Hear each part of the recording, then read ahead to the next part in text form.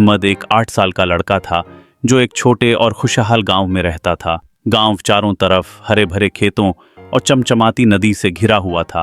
अहमद अपनी प्यारी मुस्कान, बड़ी बड़ी भूरी आंखों और कभी न रुकने वाले जिज्ञासु मन के लिए जाना जाता था।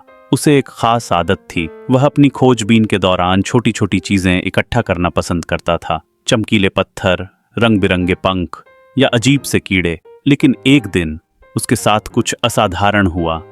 एक धूप भरी सुबह अहमद ने अपने घर के पीछे के जंगल में जाने का फैसला किया। अपने भरोसेमंद बैग और अपने पसंदीदा नीले जूतों के साथ पेड़ों के घने झुरमुट के बीच निकल पड़ा। एक अजीब चिड़िया की आवाज का पीछा करते हुए उसने एक गिरे हुए लकड़ी के तने के ऊपर चढ़ाई की। तभी उसकी नजर पत्तों के नीचे चमकती किसी चीज पर पड़ी। उसने धीरे से पत्ते हटाए तो उसे एक छोटी सुनहरी चाबी मिली।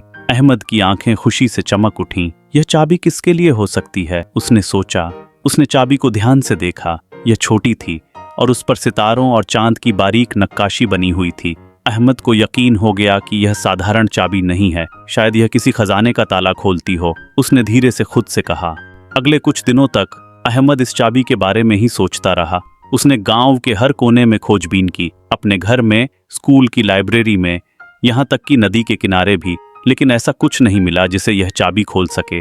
उसके दोस्त उस पर हंसते हुए कहते, यह तो बस एक खिलौना है। लेकिन अहमद को दिल की गहराइयों से लगता था कि यह चाबी एक बड़ा रहस्य छुपाए हुए है। एक शाम अहमद के दादा बाबाजी ने उसे चुपचाप बैठकर चाबी को घूरते हुए देखा। क्या सोच रहे हो अहमद, बाबाजी ने पूछा।